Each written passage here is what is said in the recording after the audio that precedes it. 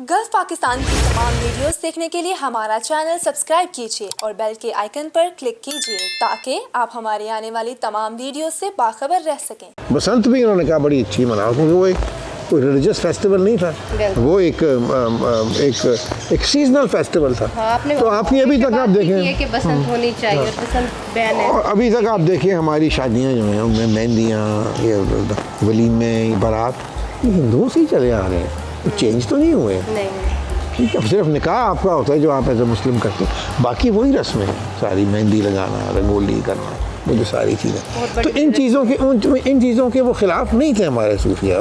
क्यों भाई, एक मुल्क में एक लोगों की एक ट्रेडिशन है जो कि मज़हब के साथ इसका कोई ताल्लुक़ नहीं है, उसका ताल्लुक़ ही लोगों की अपनी क्या कहते हैं एक थिंकिंग के साथ है। तो फिर मुझे ये जब ऑफ़र मिली तो मैंने सोचा कि चलें फिर कुछ करना चाहिए।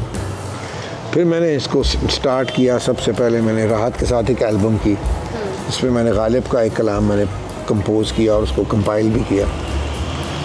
तो अब वो गालिब का कलाम था, मैंने कहा अच्छा अब शो को बूस्ट भी देना है, पहला शो क्या कर।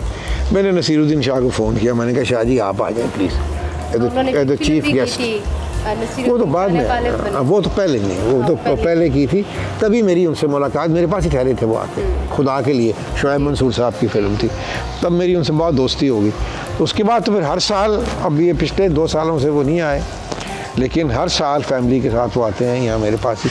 हम यहीं ठहरते हैं और 5-7 दिन काफ़ी हम इंजॉय करते हैं। लाइक महफिलें रखते हैं और खाने का उनको भी बहुत शौक़ है।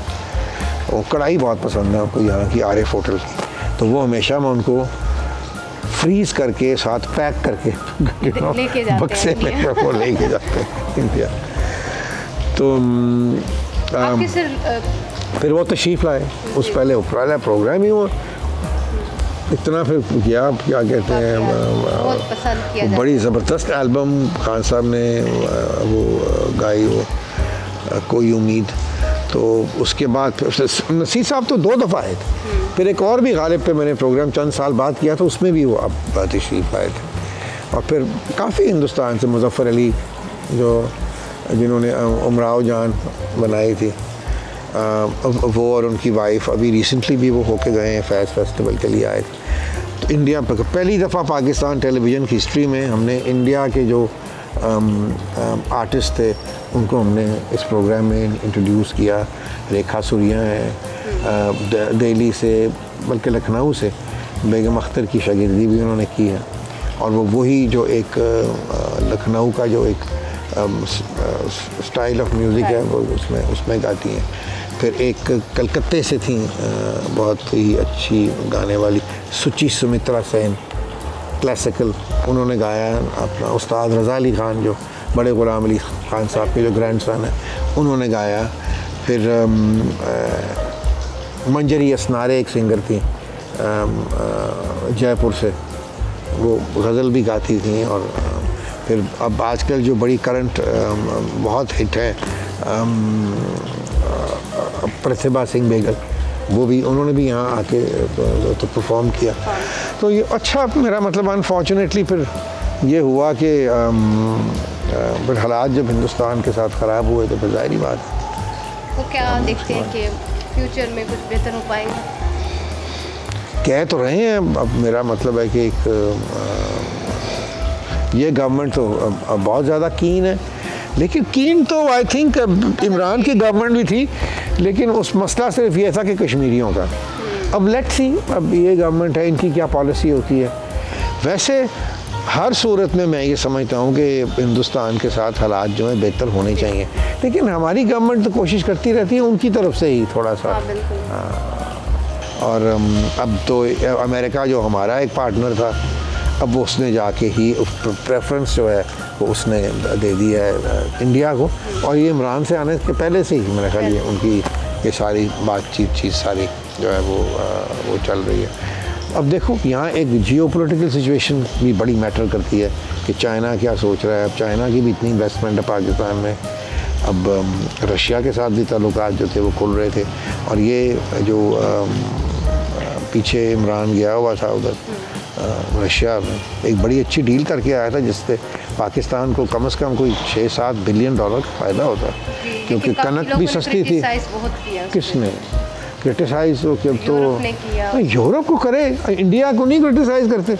यही तो हिंदुस्तान ने हम भी वही डील जो उन्होंने हिंदुस्तान को दी थी वीट की और ऑयल की, वही उन्होंने हमें दी। तो हिंदुस्तान ने साफ कह दिया अमेरिका को, उसने कहा भाग जाओ, हमने अपना देखना है और होना भी ऐसे ही चाहिए। भाई अगर आप बाहर की हुकूमतें आपको डिक्टेट कर रही हैं कि आपने क्या करना है क्या नहीं करना, तो फिर आप तो फिर इसी तरह ही रहोगे ना, मतलब डिली डैली करते रहोगे, ना यहाँ को बेहतरी होनी है ना गरीबों की कोई थोड़ी बहुत होनी है। अब लेट्स सी कि द प्रेजेंट गवर्नमेंट क्या करती है, हाउ दे के हालात वापस किस तरह से आते हैं पाकिस्तान के। अच्छा सर, आपकी नज़र में मोहब्बत क्या है? मोहब्बत क्या है? मोहब्बत क्या है, आपको क्या लगता है? उसमें लगने वाली तो कोई बात नहीं कि लगती कैसे है, कोई पिंक वाइट येलो तो नहीं है मोहब्बत कि भी क्या लगता है कि मोहब्बत क्या है। आप बताएं ना। आप ठीक है, वो मोहब्बत तो एक चीज़ है कि अगर आपके अंदर मोहब्बत हो तो आप मोहब्बत कर सकते हैं, फील कर सकते हैं। कई बड़े बदकिस्मत होते हैं कि उनके अंदर वो कीड़ा ही नहीं होता, ठीक है। हाँ, वो इतना उनका बड़ा दिल ही नहीं होता कि मोहब्बत कर सके। तो फिर वो कुछ लोग, क्योंकि मोहब्बत का मतलब होता है कुछ देना। आप केयर किसी की करते हो, आप उसके लिए you do something for the person you want. तो कई लोग होते हैं कि जो बिल्कुल उनके अंदर वो कुछ भी देने की, यानी कि प्यार भी देने की उनके अंदर वो हौसला नहीं होता। तो ये मोहब्बत क्या, आपको क्या लगता है, मोहब्बत बार बार हो जाती है बस एक ही दफ़ा? बिल्कुल बार बार होती हो सकती है। हाँ, तो आपको कितनी दफ़ा? बस मुझे भी हुई होगी बार बार। कोई अब बताएं तो, कितनी, कोई आइडिया? आइडिया नहीं, वो 2-4 दफ़ा होगी। 2-4 दफ़ा होगी। तो फिर क्या हुआ? कुछ नहीं। कुछ नहीं। गुनाह क्या था, शादी हो जाती इंसान की। काफ़ी दफ़ा, 2 दफ़ा तो मैंने शादी की। अच्छा, 2 दफ़ा की। और तो फिर अभी मैं सिंगल हूँ। नहीं, अभी तो मैं 96 से, एक्चुअली मेरी पहली शादी के बाद ही मैंने फ़ैसला किया था कि अब शादी नहीं करनी, लेकिन मुझे लगता है कि अल्लाह मियाँ ने मुझे कुछ सज़ा देनी थी, तो वो सज़ा के तौर पे फिर मैंने दूसरी शादी मेरी होगी। लेकिन अब तीसरी का अब नहीं करेंगे। क्या करना है, बच्चे जवान बड़े हो गए हैं। तो सर, आपको किस तरह की मौसीकी पसंद है? हर किस्म की अच्छी मौसीकी वो भी हो, लेकिन मेरा पर्सनली तो ऑफकोर्स हमारी अपनी जो मौसीकी है, हमारी जो अपना गज़ल है या कव्वाली है, फोक है, क्लासिकल भी है। और आपके फेवरेट सिंगर कौन सा है? मेरे फेवरेट सिंगर तो अब मैं बचपन में तो या मैं बचपन से ही मेरा क्योंकि म्यूज़िक से बड़ा लगाव था, तो मैं तो बेगम अख्तर को सुना करता था।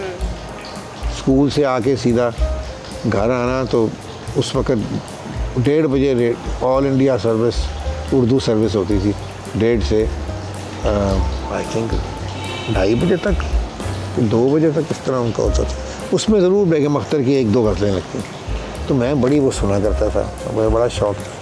फिर of course over the years Farida Khanum ji और नुसरत फ़तेह अली साहब, बड़े ग़ुलाम अली ख़ान साहब को मैंने सुना है लाइव अपने घर पे। जावेद मंजिल में एक दफ़ा मेरे वालिद ने उनको एक महफिल रखी थी और मैं बड़ा छोटा था, तो मैं उनके पास गया, मैंने कहा खान साहब आपको कोई फिल्मी गाना नहीं आता? तो उन्होंने थपथपाया मुझे मेरी गाल पे और कहा नहीं बेटा मैं फिल्मी गाने नहीं गाता। सर, आपकी कोई ख्वाहिश जो आपको लगता है कि अभी रहती है? बस मेरी ख्वाहिश ये है कि ये मुल्क जो है, अपने मुल्क के लिए दुआएं हैं कि अल्लाह ताला इस मुल्क में कोई बेहतरी कर दे, कोई हमारे हालात जो हैं हमारे मुल्क के, हम लोग इज़्ज़त करें हम हमारी एज पाकिस्तानी, और यही मेरी बस यही दुआ है। बाकी मैंने अपना लाइफ में अल्लाह के फजल से बड़ी एक अच्छी ज़िंदगी गुजारी है, और अब यही ख्वाहिश है कि बच्चे हैं आगे, वो अपनी उनकी लाइफ। जैसे हमारे पास जैसे हमारे नाज़रीन ज़्यादातर नौजवान हैं जो हमें देखते हैं, तो कोई कामयाबी की आप बता दें कि उसको वो फॉलो करें ताकि कुछ कामयाबी भी हो। सारा वक्त वो कामयाबी देखें, मैं आपको एक बात बताऊं, कामयाबी है नॉलेज में। हम सिर्फ हमारे जो बच्चे हैं ना, इनको मेरे कई दोस्त हैं जो प्रोफेसर हैं, तो मैं इनसे पूछता हूँ यार आजकल के नौजवान क्या सोच रहे हैं, तो दो चीज़ें, शादी कब होगी हाँ, बिल्कुल। और नौकरी कब मिलेगी, कैसी होगी, बस उसके अलावा 99% में कोई डेप्थ नहीं है, कोई नॉलेज नहीं है। वो वही पढ़ लिया जो उनके सिलेबस में आ गया। हम जब छोटे थे तो हम हर किस्म की किताबें पढ़ते थे, चाहे वो हिस्ट्री की हों, रिलीजन की हों, क्लासिक्स हों, ये हमारे यहाँ किताबें ही नहीं बिकती हैं, पढ़ते ही नहीं हैं। मुझे तो कभी भी याद नहीं है क्योंकि हम हमेशा किताब पढ़ते पढ़ते ही सोते थे। अब तो टिकटॉक करते करते सोते हैं। हाँ, मैं भी टिकटॉक करता हूँ। करते हैं? नहीं आप करता नहीं हूँ, लेकिन मैं नहीं, मैं देखता हूँ, मैं टिकटॉक देखता हूँ, मैं बड़ा हैरान होता हूँ कि ये क्या हो रहा है इस मुल्क में। सो ये एक टिकटॉक जब मैंने देखी पहली दफ़ा तो मेरे तो रोंगटे खड़े हो गए कि ये कौन सी मखलूक है, अब यही पाकिस्तान। फिर मेरी आंखें खुली ऑनेस्टली कि ये कुछ भी अब आप उठा के देख लें टिकटॉक, अभी उसमें क्या फ़ायदा है उस चीज़ का, नुकसान ही नुकसान है टोटल। या गुंडे बदमाश फिर रहे हैं असले लेके, फिर लोग आ रहे हैं, 15-15 गाड़ियाँ डालों की उनके साथ हैं, फिर कोई अपनी वेल्थ दिखा रहा है, कोई पैसे, एक बंदा मैंने देखा कोई 50 करोड़ रुपया लेके बैठा हुआ था और इस तरह दिखा रहा था, ओ मेरे पास देखो ये पंजाब। इट्स इनक्रेडिबल कि ये फिर कहते हैं जिस मुल्क में पैसा नहीं है। शेर भी दिखाते हैं उसमें, वीडियो बड़ी शेर भी दिखाते हैं, शेरनियाँ भी बड़ी दिखाते हैं। अच्छा, फिर जो हाँ, फिर जो हमारी जो ख़ास तौर पे हमारी जो मैं क्या कहूँ कि जो क्या कहते हैं, जो तीसरी ट्रांसजेंडर जो हैं, उनकी तो बहुत ही लंबी, मतलब कि मैं कल ही देख रहा था तो मैंने कहा मैं आधा घंटा देखी, उसमें से जो आई थिंक ऑलमोस्ट 70% जो थी ना वो ट्रांसजेंडर्स की, उनकी क्या कहते हैं टिकटॉक से, वो उनकी अपनी ही ज़िंदगी है, वो अपना ही कुछ स्टाइल है उनका, अपनी रस्में हैं उनकी, अपना ही रिलीजन भी मैं समझता हूँ कि वो उनका है। So that was very surprising for me, मुझे नहीं पता था कभी कि ये हम you see them, you meet them, but you don't know कि उनकी living क्या है या उनका so it's quite eye opening also, and a lot of them have a lot of money also, पैसा भी बहुत है। दौड़ देखें पक रही हैं जी, पता नहीं किसका क्या हो रहा है, वो क्या रस्म है और कोई। अच्छा, एक में मैंने देखा कि उन्होंने 7 हांडियाँ जो है ना, हंडिया जो है, हंडिया, वो उन्होंने हर घर में हंडिया के अंदर खाने बना के भेजे सबको, कोई उनकी कोई रस्म थी या कुछ। सो ये है, लेकिन इसको किसी भी चीज़ को मीडिया को या सोशल मीडिया को अगर उसको पॉजिटिवली आप यूज़ करेंगे तो उसका अच्छा असर होगा, अगर आप नेगेटिवली यूज़ करेंगे तो वो उसका ऑब्वियसली अब कुछ थोड़ा सा कुछ मैं देख रहा हूँ कि कंट्रोल हुआ है, वरना कुछ साल भर पहले तो इतनी वाहियात चीज़ें उस पर चल रही थी कि I am a very liberal person, मैं बिल्कुल कोई क्लोज माइंडेड नहीं हूँ, लेकिन लिबरल नहीं है, दैट इज़ वल्गर, वो बेहूदगी है। सर वायरल भी हो रहे हैं, आप इसको किस नज़र से देखते हैं? हर चीज़ ही, हर बुरी चीज़ जो है वो वायरल हो रहे हैं और इतने फॉलोवर्स हैं और डिमांडिंग हो रहे हैं, और इतनी जो एक अच्छी एक्ट्रेस या मॉडल है उनको नहीं पे किया जा रहा जितना वो ले रहे हैं। वो भी टिकटॉक आई थिंक कुछ ने शुरू किया था, फिर मेरे दौड़ लगा दी उन्होंने, 2-4-5 हमारी सेलिब्रिटीज़ आई थी, लेकिन ये पैसे उनको जो मिलते हैं इतने ज़्यादा नहीं मिलते, ये नहीं, लेकिन मिलते हैं, काफ़ी मिलते हैं, ब्रांड दे रहे हैं जी हम, मतलब कि you are a young girl, आप टिकटॉक करो, आपके कोई लेट्स से कोई 20-40-50-60 हज़ार या लाख, आपके 2 लाख आपके क्या कहते हैं फॉलोवर्स हैं, तो आपको कपड़े मुफ्त मिल रहे हैं, आप पहनो, गिफ्ट्स मिल रहे हैं, पैसे भी मिल रहे हैं साथ साथ। आई थिंक एक किसी के साथ टिकटॉक बनाने के आई थिंक मे बी 50,000, या अब डिपेंड करता है कि किस लेवल जितने ज़्यादा होते हैं। तो आपकी कौन सी फेवरेट एक्ट्रेस है? मेरी पाकिस्तान में मेरी जो फेवरेट एक्ट्रेस है मैं सबा Qamar, Hina Dil Pazeer, I think she is a fantastic, बहुत ही कॉमिक। मैं कह रहा हूँ उनका, मैंने वो सारा देखा, वो वाला कदूसी साहब की बेवा, बहुत ही ज़बरदस्त उन्होंने, आई थिंक 25 कैरेक्टर्स उन्होंने किए हैं, कमाल है। ठीक है, फिर हमारी महविश हयात हैं, सारा लोरेन है, सोनिया हुसैन है, सज्जल अली ने भी जमायमा की फ़िल्म की है, मैंने ही उनको रेकमेंड किया था जमायमा को, और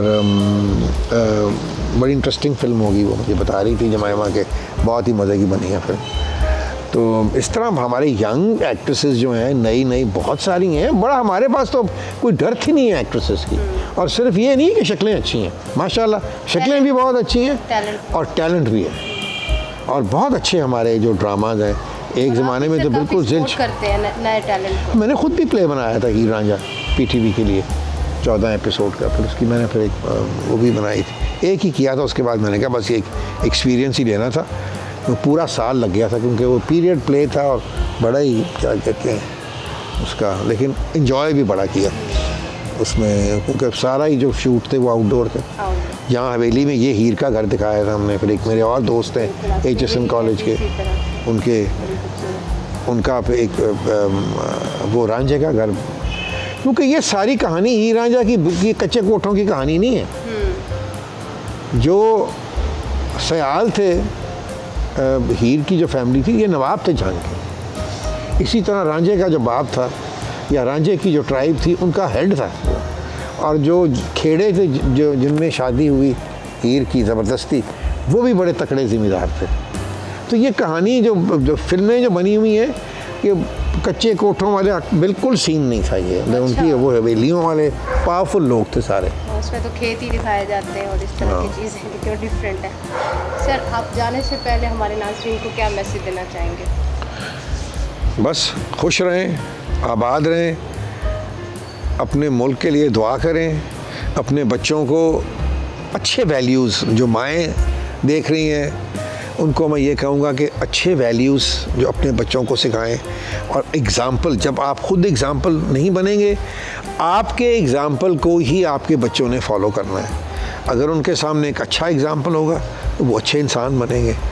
अगर आप अच्छा एग्ज़ाम्पल नहीं होगा और आपके लिए हर चीज़ बुरी चीज़ जो होगी आप उसको कहेंगे कि सब चलता है, सब ठीक है, तो ज़ाहिर बात है आपकी ये। और मैं समझता हूँ कि एक मुल्क के लिए ये बहुत ज़रूरी है कि आप अब जिस तरह वो हम बात कर रहे थे ना कि इकबाल का पैगाम खुदा, मैं एक एग्ज़ाम्पल आप देखें, आप जापान जाएं, आप वो टिप नहीं लेते, ना टैक्सी वाला टिप लेता है, ना बहरा कोई किसी क्या कहते हैं रेस्टोरेंट में टिप लेता है या किसी होटल के अंदर। इतने वो खुददार लोग हैं और आपको इतने वो पोलाइट हैं कि इतने तमीज़दार हैं कि आपको जाके आपको महसूस होता है कि मेरा मतलब है कि कोई ऊंचा नहीं बोल रहा। टैक्सियों में आप बैठें, इतनी साफ़ आपकी अपने घर की गाड़ियाँ नहीं होंगी इतनी वो रखते हैं। और आप किसी बायर के पास जाएं जो कि और उससे आप उसके जो अपोनेंट, तो मैं नहीं कहूँगा, जो उसके साथ कम्पीट करती हैं कंपनीज, उनका पता पूछेंगे तो आपको वहाँ तक छोड़ के आएंगे। यानी कि इतनी अपने वतन से मोहब्बत है कि भाई अगर ये आया कुछ ख़रीदने तो ये जापान में ही ख़रीदे और ना कहीं जाए। अगर उसको कोई और भी जापानीज़ कंपनी, मतलब ये वही बात है कि यार भाई को आप कहेंगे आपको जियो की तरफ छोड़ वो तो नहीं कभी भी करेंगे। यहाँ पे तो लेकिन फ़ख्र महसूस करते हैं कि ये हमने मेड तो ये बेसिकली जब आप एक कौम को में अच्छे वैल्यूज़ डालते हैं तो ज़ाहिर बात है वो कौम फिर तरक्की करेगी। वहाँ कोई जो, तो ये मेरी ख्वाहिश है, मैं ये देखना चाहता हूँ कि हमारे जो बच्चे हैं उनको तालीम जो है उस पर कोई ध्यान दे, उनके सिलेबस पे कोई ध्यान दे शुरू से ही। उनको अगर आप अच्छे, आप देखें ना, टर्की को देखें, ईरान को देखें, क्या उनकी यंग जनरेशन निकल रही है, किन वैल्यूज़ के साथ, and how proud they are of being who they are. ये मैं चाहता हूँ कि यहाँ पाकिस्तान के हमारे बच्चे जो हैं ये they should be proud of being, और प्राउड ऑफ पाकिस्तानी तभी बनेंगे जब उनके सामने एग्जाम्पल होंगे इस तरह के। अगर उनके सामने ऐसे एग्जाम्पल नहीं होंगे तो उनको क्या ज़रूरत है, वो कहेंगे भाई ठीक है इसी तरह ही। तो ये बड़ा एक फ़िक्र की भी चीज़ है कि हमने नेशन बिल्डिंग नहीं की। हमने हर कौम जो है अपनी नेशन की बिल्डिंग करती है, उनको वो वजह बताती है कि हम क्यों वजूद में हैं। हम अगर पाकिस्तान है तो हम तो एक नज़रियाती मुल्क है। ये मुल्क तो एक मुल्क था ही नहीं, ये तो हिंदुस्तान था। और इसको काट के पाकिस्तान बना। और वो क्यों बना, वो क्या नज़रिया था कि जिसकी वजह से पाकिस्तान बना। नज़रिया है पाकिस्तान क्या, किसी बच्चे को नहीं पता। यहाँ किसी MP MLA से पूछ लें, उसको ये नहीं पता कि 23 मार्च में क्या हुआ था। उनको अपनी जमात का मंशूर भी नहीं पता। नहीं, उनसे पूछ लें आप कि क्या मोटो है, क्या मंशूर, उन्होंने वो भी तो नहीं बस पता। ये मेरी दुआ है कि अल्लाह ताला हमें सीधा रास्ता दे। जी सर, बहुत शुक्रिया आपका। तो जी नाज़रीन, आज का प्रोग्राम आपको यकीनन बहुत पसंद आया होगा, तो देखते रहें गल्फ पाकिस्तान और मुझे दें इजाज़त। अल्लाह हाफ़िज़। Subscribe Gulf Pakistan.